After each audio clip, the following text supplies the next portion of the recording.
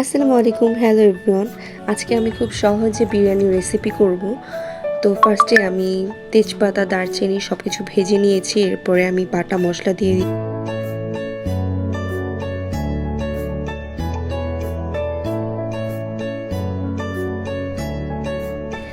এরপরে পরিমাণ মতো আমি মরিচের গুঁড়ো দিয়ে দিব।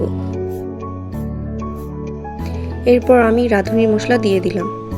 ভালোভাবে মশলাটা কষানোর পরে আমি মাংসগুলো দিয়ে দিব।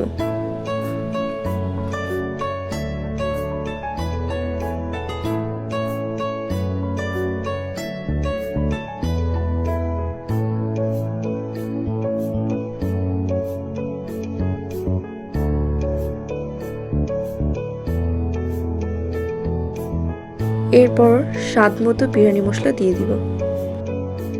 মাংসগুলো ভালোভাবে কুক হওয়ার পর আমি কিছুটা আলু দিয়ে দিব। মাংসগুলো হয়ে গেলে আমি এগুলো নামিয়ে নিব এবং সেই মশলাতেই আমি চালগুলো ভেজে নেব।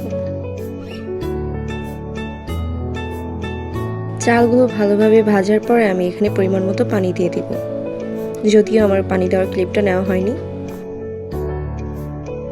এরপর চালগুলো সিদ্ধ হয়ে গেলে আমি মাংসগুলো দিয়ে দিব। রান্না শেষ হবার পরে আমি কিছুটা পেঁয়াজ বেরেস্তা দিয়ে দিব। এই তো হয়ে গেল আমার স্পেশাল বিরিয়ানি রান্না। রান্নাটা কেমন হয়েছে কমেন্টে বলে যাবেন। আসসালামু আলাইকুম।